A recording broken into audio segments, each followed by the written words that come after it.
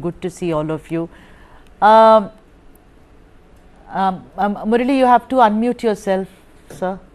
Yeah, done it. Yeah. So, when I saw this, when my reporter spoke about this, I actually fell off my chair, because for all their,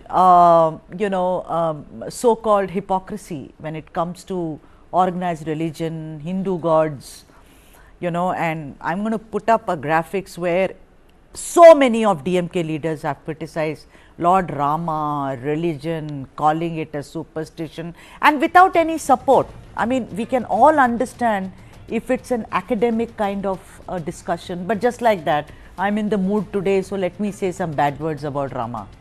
But this global conference on Lord Murugan, Muralidharan, do you think, like Mr. Shekhar Babu says, oh, it's all, no politics is involved? I'm sorry, I refuse. You can talk about gods in the mythological stroke historical references. There is no problem with that at all. But a DMK doing a world global conference on Lord Murugan smacks only of hypocrisy and nothing else. Muralidharan, your opening comments on this, sir. Yeah, Sudha, I would like to keep politics aside and look at Lord Murugan as what do you call that? As the deity. Okay. Now, not many North Indians know about Lord Murugan. I don't know if you agree with me or not, because if you go and go to Delhi and tell people that there's somebody called Lord Murugan, who's a brother of Ganesha, a lot of people they look at you in disbelief. So one is that. Second is, whatever said and done, though the DMK ideology is atheism, and they are keen followers of Periyar and whatever they preach, and whether it's Annadurai or whoever, and they've been following that path. But end of the day, the Hindu HRNC, Hindu Religious and Charitable Trust, this ministry or the functions are performed by the state government. So whether they like it or not, they have to take care of it.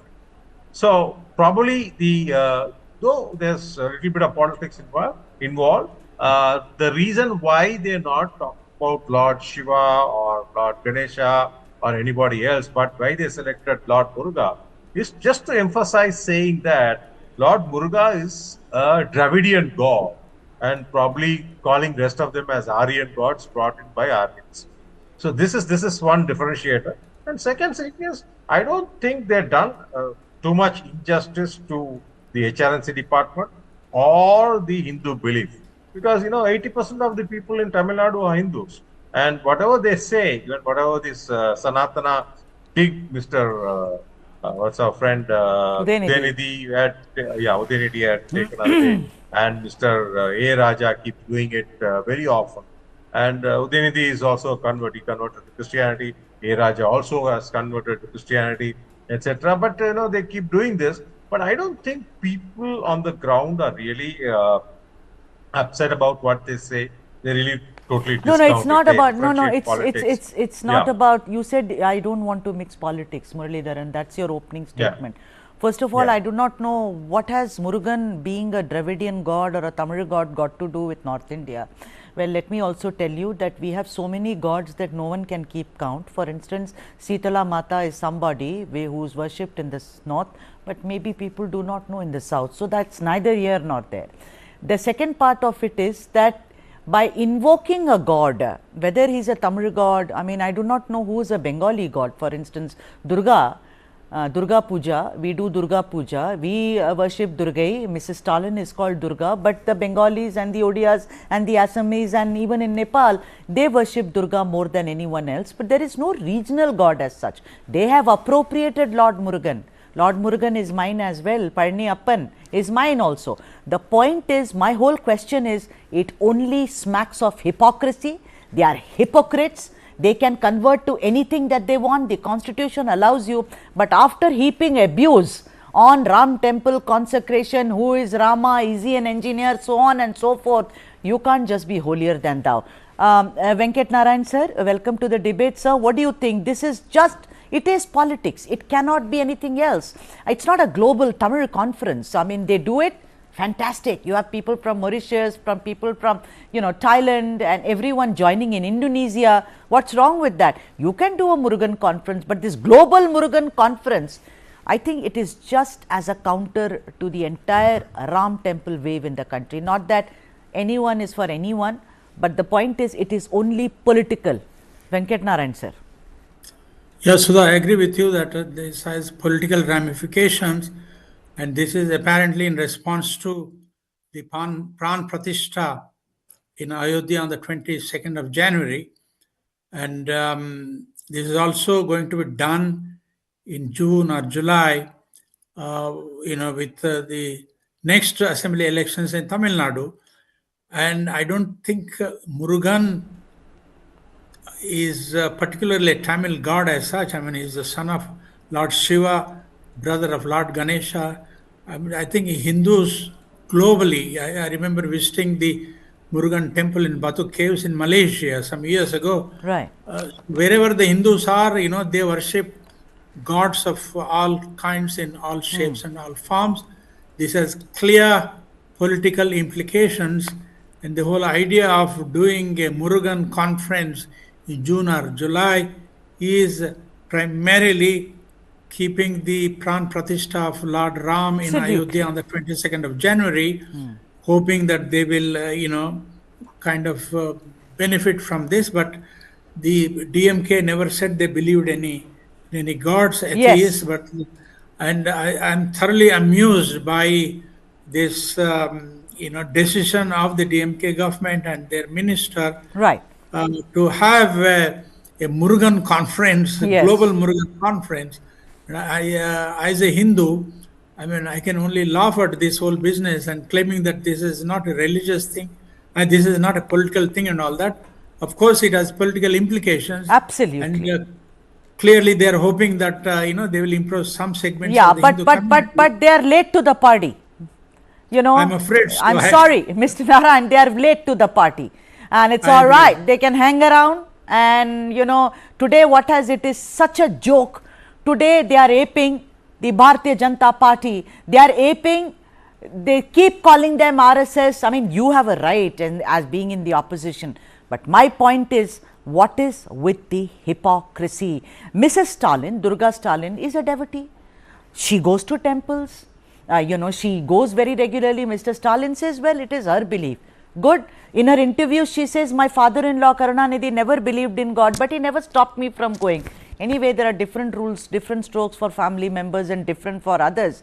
But this is clearly, like you say, Venkat Narayan sir, that it is with an eye on 2026, that those who shall be mesmerized by the Ram temple charisma should come our way, because I am showing you a Tamil god. Bhanuchandar Nagarajan, let me welcome you on the show. Bhanuchandar, you remember the Vetrivel Yatra? I covered it a lot, where no permission was granted by, I remember EPS, OPS, all of them stood on one side and they said, what is this Vetrivel Yatra? It will disturb the peace, it will do this, it will do that. The BJP said it is also our right. I mean, you are not allowing us to do this. But we saw then suddenly the whole Dravidian thing about, no Kadavul, all that, no God, all that came to the fore. Look at this, a global Murugan conference. Again, I am going to tell, ladies and gentlemen, I am a devotee, I am a believer. You are not a believer, good for you. But I believe, I go to Velanganni also, and I will also go to Palniyappan. The problem is, let's do away with this political hypocrisy. Bhanuchandar, your opening comments on this.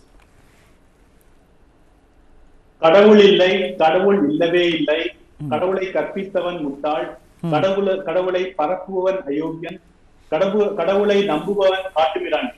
For people who do not understand Tamil, I translate, there is no God, there is no God. The person that actually teaches about God is an ignorant person. The person that teaches God is a rogue. The person that believes in God is a barbarian. These are the words of Periyar, the reigning philosopher of Dravidian movement. From there, the line to Sanatana Dharma being dengue, corona, etc., is exactly straight. Let's not get caught, let's not get confused, let's not be beholden to this tyranny that the DMK is up to. This is exactly what they mean. See, the thing is, belief in God is something like what you said. People can believe or not believe. I'm not going to go into the developments in psychiatry and neurobiology that says that we are wired to believe in God through the nucleus accumbens, limbic system, etc., etc. These are scientific advancements. Probably the DMK people would not have learned about it. Let them actually go and learn about it. Right. But the point is coming. Let's come to the politics of it. The thing is, people say that there is no Ayodhya wave, there is no Hindutva wave in the south. This exactly proves the opposite, right? If a hardcore anti-Hindu party is organizing a conclave on Lord Murugan in Tamil Nadu, that means that there is a Hindutva wave, there is a Ram Mandir wave in Tamil Nadu. Period. Just give me 10 seconds. Yeah. The thing is, there is also, obviously, you are going to say that the Seaman took up the Tamil Kadavul movement. Yes. Right? Fair. The thing is, but the DMK has come to this. There is a shift in the position of the DMK based on politics, and nobody is fooled by it. Probably they are fooling themselves. The supporters know that they are being done for politics. The BJP people and the Seaman supporters know that it is being done for politics. They are fooling nobody. See, the thing is, if karma has caught up with DMK, it has come in a form of democracy. That's what I would say. Yeah. And Sanatana means the eternal. So it's the victory of the eternal. You know, Bhanu, you said conference. I would like to correct you. It's a global, not just conference between cities. Global conference where there will be exhibitions, everything done. Great. But what's with the hypocrisy? Also, Bhanu, I do not know whether there is a Hindutva wave or a Ramar wave in Tamil Nadu. I am only saying, DMK, somebody stand up and look into the mirror. And when I come back, we'll talk about showing the mirror to these people. Meanwhile, time for me to take a break. But when we come back, more on the other side. Stay with us. Start with the end in mind. You need to know where you want to reach. Every morning that we wake up, we are exercising our choice. The destiny is decided. The results are known that I'm going to win. Life of a goalkeeper is something which has always intrigued me. When you come into a stadium, this is the highest level of pressure. When I set out to do something, I decide in my mind that failure is not an option. What you feel very strongly about, those are the stories to tell. I have a mind which is absolutely restless. Mind and body are entangled sensations. That brings me back to golf. It's an amazing game. This is not a perfect game. You only learn from them. If you have a formula to a success, then you can replicate it. I feel this is my first step. I'm starting now. Winner is first born in the mind. I think, therefore I am. We are all about our mind.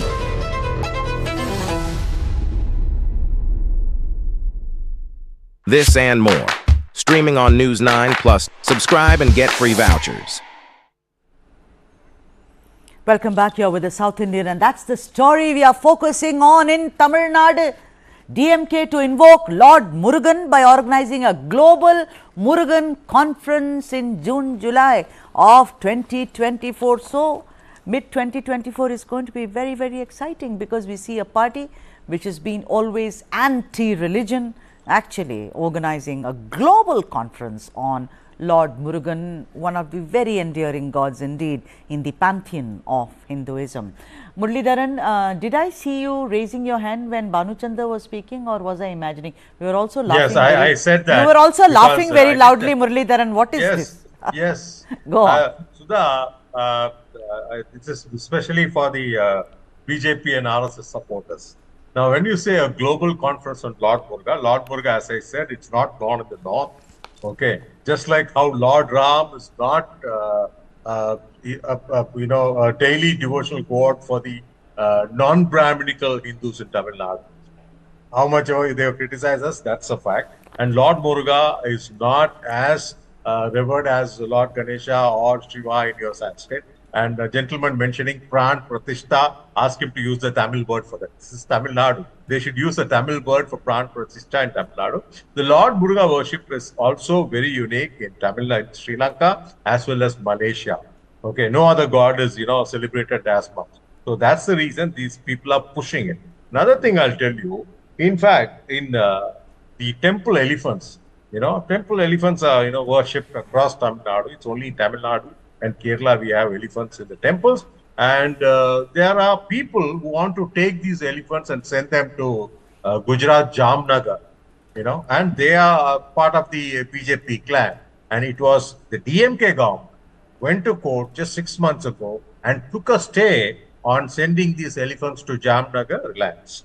So there are things which DMK has done. Probably they have done it behind the scene because this is a direct ideological clash with their beliefs. Okay, but I don't think they are not doing anything wrong for Hindus or Hinduism.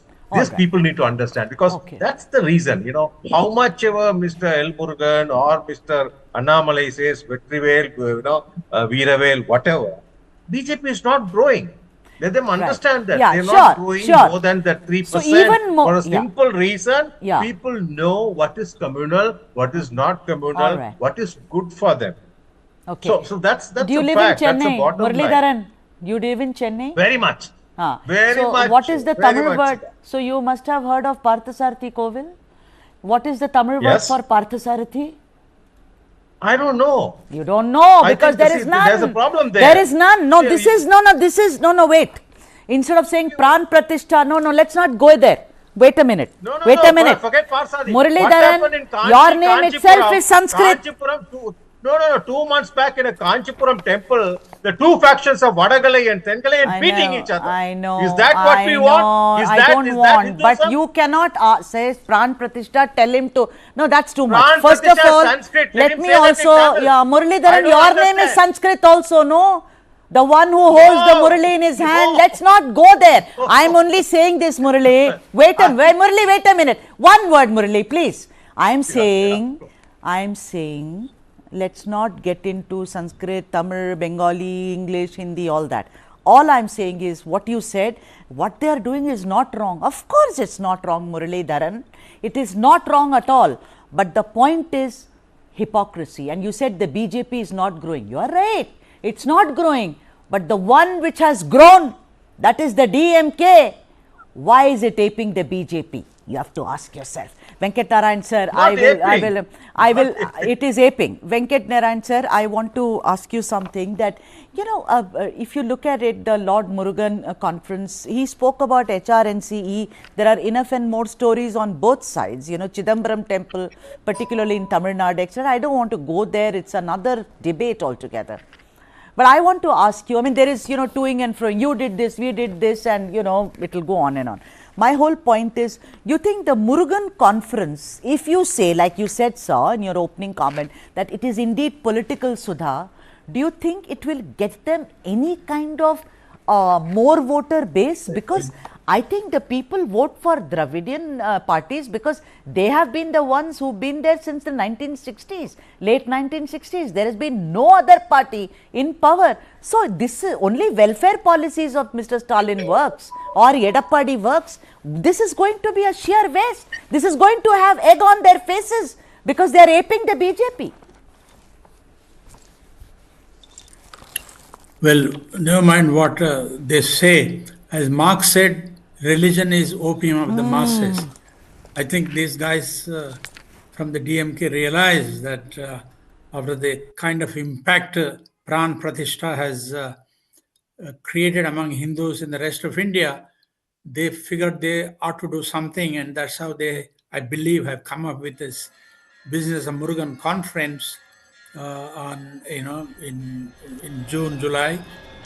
We have assembly elections in Tamil Nadu in 2026. That's right. Who knows, they might be encouraged to do some more conferences in the hope of impressing the Hindu people, believing in Murugan and other Tamil gods. If there are some gods like that, I don't think there are any gods like that. And all gods are worshipped by different segments of Hindu religion. So I have no doubt in my mind whatsoever, Sudha, This is primarily with the upcoming elections in 2026 in mind, that the DMK has persuaded itself to do this Murugan conference, hoping that they'll get more votes. Stop. All right, sir. And I'm completely run out of time. My apologies to Banu. Quickly, you tell me quickly that do you think that by doing this Global Murugan conference, they are going to spend crores and crores, but their real purpose of attracting people to say, hey, listen, we also do religion, is that going to work?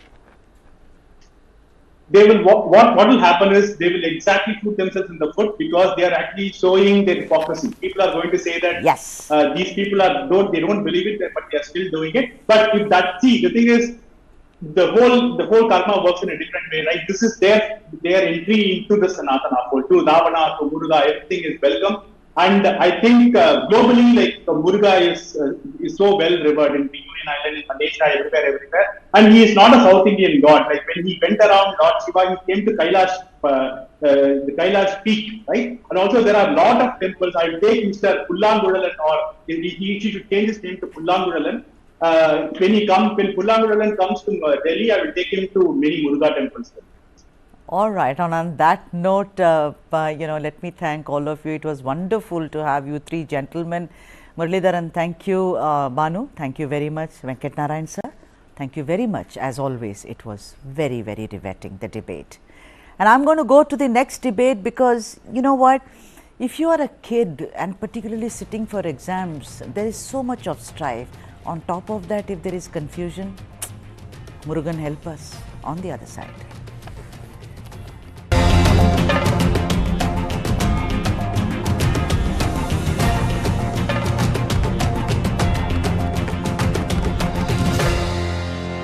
There's a new video around what deepfake can do. We have seen a trailer of this a few days back. Rulers should not be only on the platform. We'll have to wait and see how those play out. Hindenburg's report cannot be taken as gospel of truth.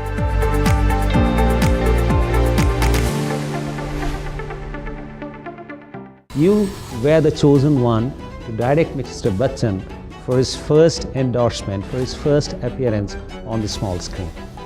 It was a life-changing moment. Have you been a rebel with a cause? There was a sense of responsibility, there was a sense of frustration. Are you worried about cancel culture?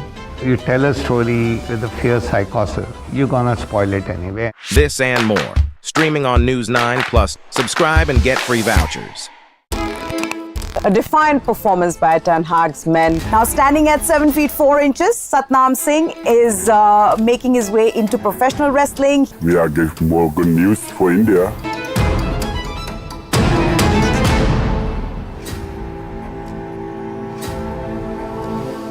The football is mother of all games. It is a team sport.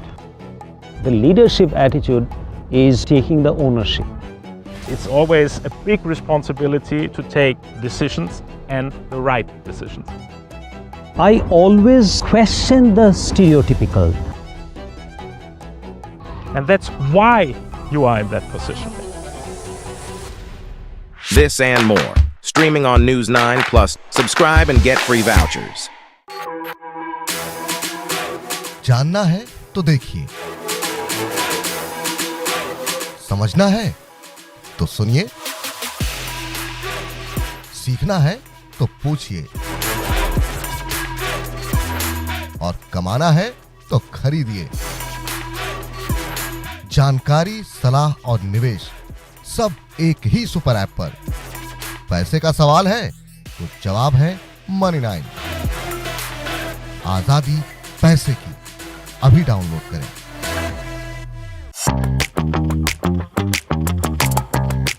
We are trying a lot of experiments, innovations and ideas. We came out with a new format in audio, which is audio series. Listening for content-oriented company in India, which is a very unique proposition. When we look at audio in general, we had music, which is like extremely old format, and then we had podcasts. A natural extension to Pocket FM is to move from Hindi to regional content. I think I'd love to see their FY24 numbers, which they claim will be close to 1,000 crores. I think there are talks of them to raise another $80 to $100 million of funding.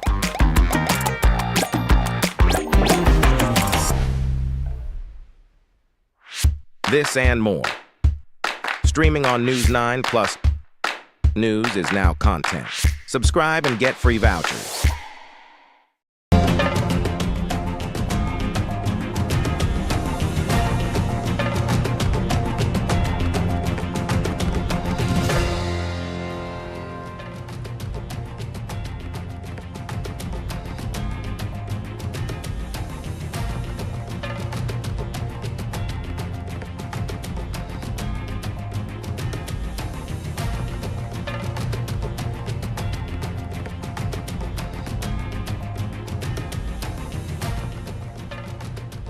Namaskara. Our second story on the show today focuses on Karnataka. You know, anyone who says exams are very interesting, really, that person needs to be either lauded or just be told that, listen, no one agrees with you. First of all, there are examinations. On top of that, there is confusion in the examination. Imagine you've given English and maths and suddenly there are no more exams. They've been deferred. What do? For all the days that you have studied, you just sit there twiddling your thumb waiting for the next date sheet to come. Remember those awful days when an exams would get postponed? The happiness was only short-lived. The pain was forever. That's our story today. The board exam flip-flop in Karnataka. And I was just thinking, if I were a kid or even the parent of that kid studying in either class 5, 8, 9 or 11 in Karnataka, I would just bundle up my books and not study for some time. The flip-flop over whether to hold the state board exams or not will flummox the best of minds. Let me add that this is in no way reflective of what the courts have said on the matter. Now, the Karnataka board exams for classes 5, 8 and 9 have been deferred. This after the Supreme Court set aside the Karnataka High Court's order allowing the state government to conduct the exams. Now, the fact of the matter is that the kids had already prepared for the exams and were in the midst of it, like I told you, when the exams were suddenly postponed. This order was the third twist in a week. When the Supreme Court set aside a Karnataka High Court Division Bench order allowing the state government to conduct common assessment for class 5, 8 and 9 of the Karnataka state syllabus. With this, the exams, which began on Monday and were conducted on Tuesday, also have been postponed until further orders.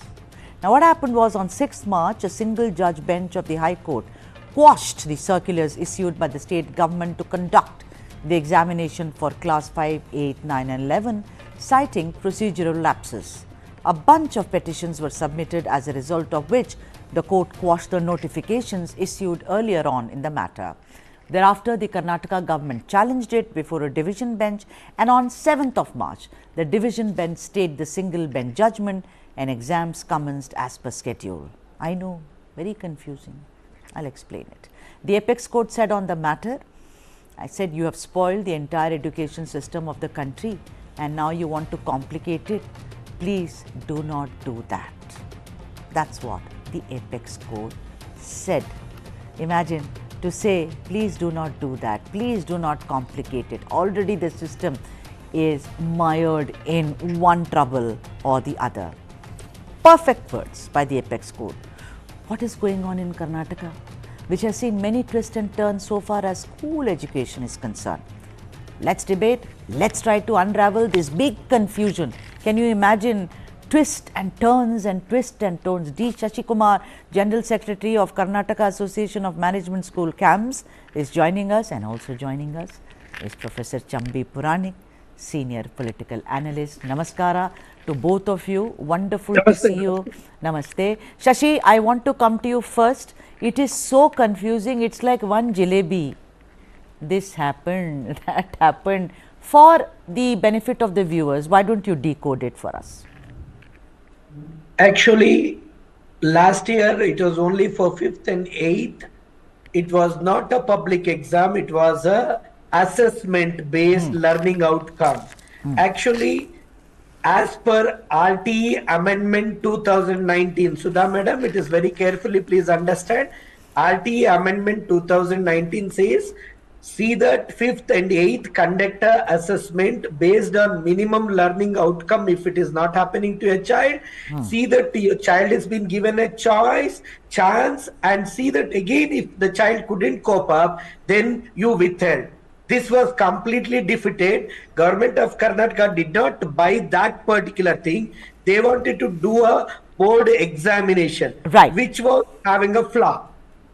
Second thing is, even this consecutive year, 5th, 8th, 9th, 11th, they went on with expanding it, but unfortunately, totally messed. Some schools which are unauthorized, taking the state board permission, doing out CBSE, ICSE school curriculum, they have got in trouble because they are not compliancing with state government's textbook. The thing then erupted. These people went to the court. Different type of orders reflected altogether, causing the ill effect on the child. Now the student is like just guinea pig. They are trying to get with both the ends pricked with them. Right. And also, Shashi, yeah, so first the school, then the High Court said go ahead with the exams. Now the Honorable Supreme Court said stop the exams. So the children do not know whether they are coming or going. And Shashi, I also read your report in the newspaper. On top of that, in Bengaluru, there is no water. And, you know, what you were quoted as saying, one, you know, so how do children function in schools?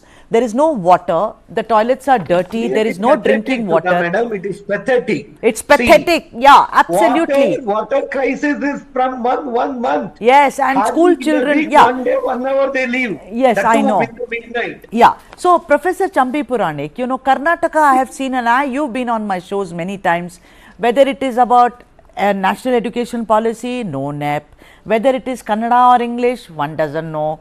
Are you going to study Hedgewar, or are you going to study Basavanna? Everyone comes, makes their own changes. Now look at this.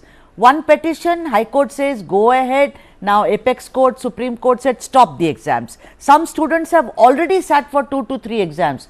There are little children, class 5. There is also class 11, Professor. It is not easy for these kids. This is complete mess. Would you agree, Professor? Definitely, you know, 100% I endorse your views and also our friend Prasad.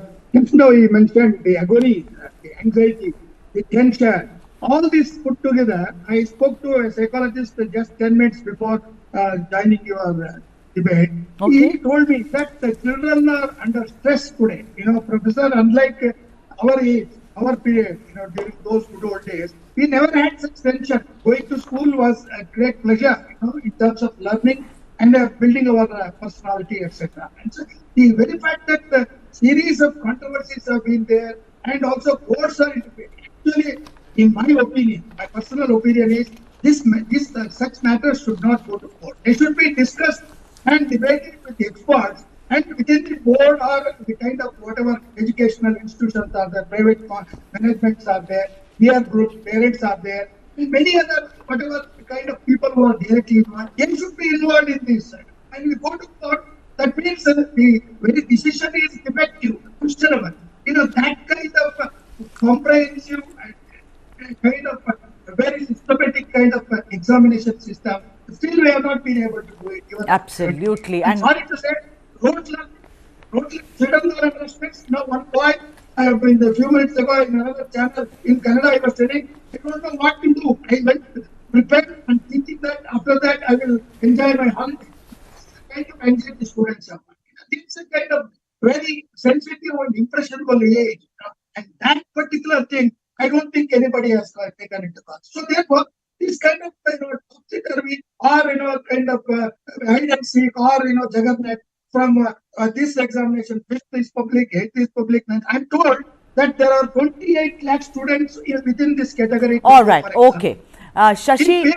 One second. Yeah. If 28 lakh students are going, the examination papers will be about 38 lakhs. 38 lakhs to be printed, confidentially supplied to the management in this system of loopholes and leakages and scandals. You know, what kind of system that you are going to... Absolutely.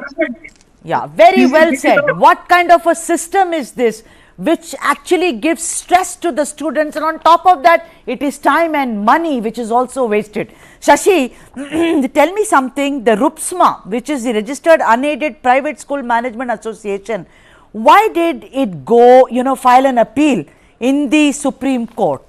Why is it? What is the reason? Is there more confusion that we do not know about? Absolutely, because the problem is there are two type of issues here.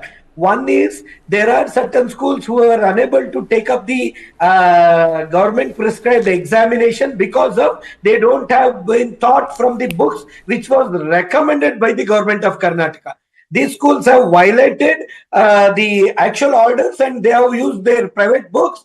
So that is one. Second thing is the way the examinations were conducted is totally, it is putting complete confusion because 5th, 8th, 9th, 11th, especially we are not, as per RT Act amended, we are not conducting any assessment. Here, no detention. Anyhow, they will pass simply in the name of examination. It might be a lobby, so they were not happy. So they have approached the court because of huge financial wastage is also happening in the name of exam.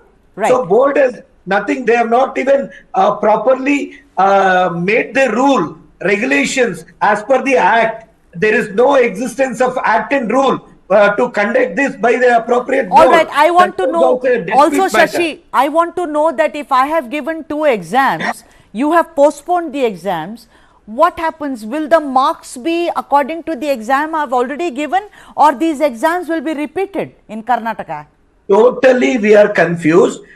Commissioner of Public Instruction morning, she instructed me that we will take a decision and let you know. Here, Sudha, I want to put it across the country, the real deprived are state board schools who are following government diktat. Because by this, larger chunk of parents are annoyed and they're shifting boards, and this is also a conspire because of a state board has 6 to 7 examination. It is rubbish. In 10th standard, you have got 3 preparatory, 3 final exam. Why all this when other board doesn't have even 1 preparatory? Professor, I want to know quickly from you that it is all very good to say let's do an assessment based on how a child performs. Look at the case of these kids, 5, 8, 9 and 11. They are stuck in this kind of confusion today. Do you think that there is no thought whatsoever given to this? No educationists, no stakeholders are involved in this. This is all done at the whims and fancies, and thank God for the judiciary. This is the biggest pain, Sudha. This is the biggest pain. Professor? I also agree with you, and my friend just now he mentioned. I think there is a kind of half-baked reforms. It is not well thought. No. The very fact that education at this level, a very sensitive period, up to 10th, the children should enjoy learning. It should be a pleasure, and they should feel proud and thrilled to go to school and come back and report to their parents. Now you look at the fate of parents because of this kind of whatever irrational decision the government or whoever the expert is there. So they are not consulting. There has not been any kind of open discussion on that. Some officers suggest something and suddenly they say, no, exactly. That there is a public examination. There is a lot of thinking that has to go into it. In my personal opinion, I will tell you as a teacher or professor for the last 40 years, up to 10th, you should not have this kind of public examination or board examination. It's a kind of thing that you scare the students, because students prepare, go to school, they come to know that there is no exam, they get shocked. Not only that, their preparation and all that thing is, is going to be based on. I would say that the reform should be very carefully done. As you said earlier, in your remarks, the textbooks were, kind of controversies which were there. And the kind of things that are. So same thing, confusion galore. And this confusion galore I've completely, I've completely run out of time. Apologies, Professor, sir. But very well said. And Shashi, thank you very much. But the point is that this is one issue which the Karnataka government needs to have a very good look at. Thank God for judiciary. There are lots of students who had planned their holidays and vacations. They can't go anymore now. All the plans have gone awry. My next story requires a lot of sensitivity. It's about a woman in a moment.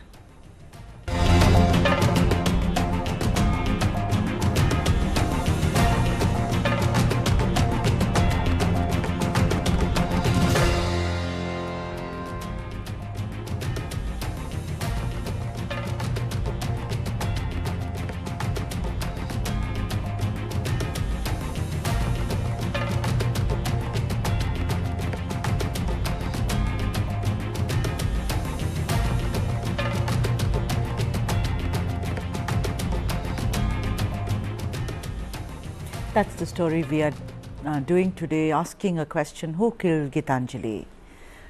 Her name, of course, you know, Gitanjali, and she was all of 32. According to the police, Gitanjali died by suicide by getting in front of a train and sustained multiple injuries all over the body.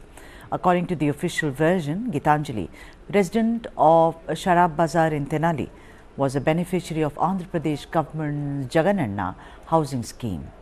Gitanjali, who belonged to the Vishwa Brahmin community, which was a backward class, was given a plot of free under the Andhra Pradesh government's Jagananna housing scheme, and owing to this, she had heaped praise on Chief Minister Jagan Mohan Reddy's government for making her dream become a reality.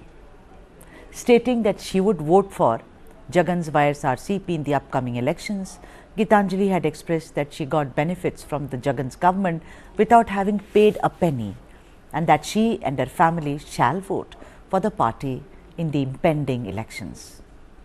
The YSRCP's official handle in turn termed Gitanjali the star campaigner of the day. Now, this apparently created a problem for her, leading to her alleged suicide. The ruling YSR Congress party alleged that the woman died due to online harassment by activists belonging to the Telugu Desam party, that is TDP and Janasena. All this is in the realm of allegations. The TDP meanwhile refuted the claim and came out in support of Gitanjali and started a movement titled "Who Killed Gitanjali" on X. Now, the YSRCP also began a movement calling it Justice for Gitanjali. Jagan Mohan announced ex gratia of 20 lakhs for the family of Gitanjali, even as she died by suicide, and it is such a waste of a young life.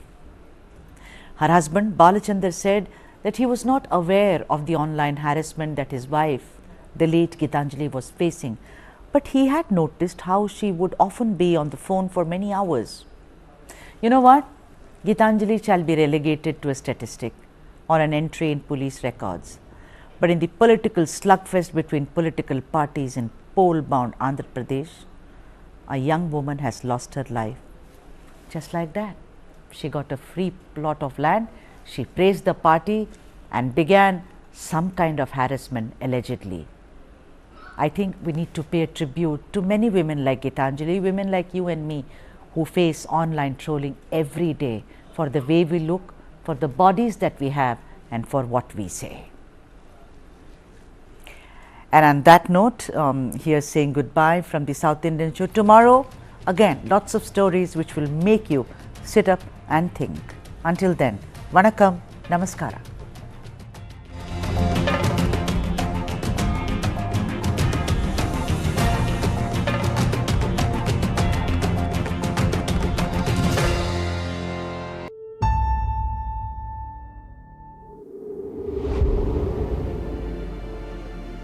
The circumstances that prevailing today in the subcontinent are very volatile, they are very explosive, they are very dangerous.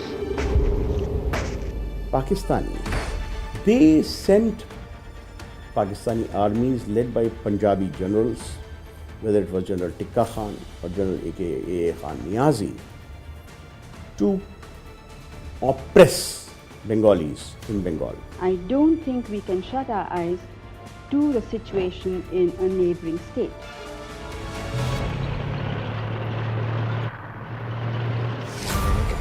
Situation काफी improve हुई है. There was this whole exploitation of East Pakistan, people of East Pakistan, rather Bengalis of East Pakistan, by West Pakistan. There was an economic exploitation, there was a racial discrimination, there was a cultural subjugation. So it continued for 24 years before things came to a head in 1971.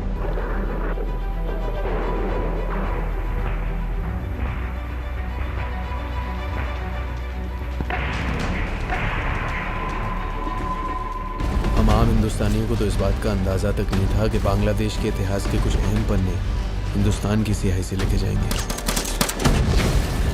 Unique story about a unique time, and I think we came of age as a country. We became a country that stood for something. Cinema imitates life. from real to the real, a story that binds India and Bangladesh from 1971 to now and for generations to come. Pippa किस दिन काम आएगा अगर हमें bridge के ऊपर से जाना पड़े?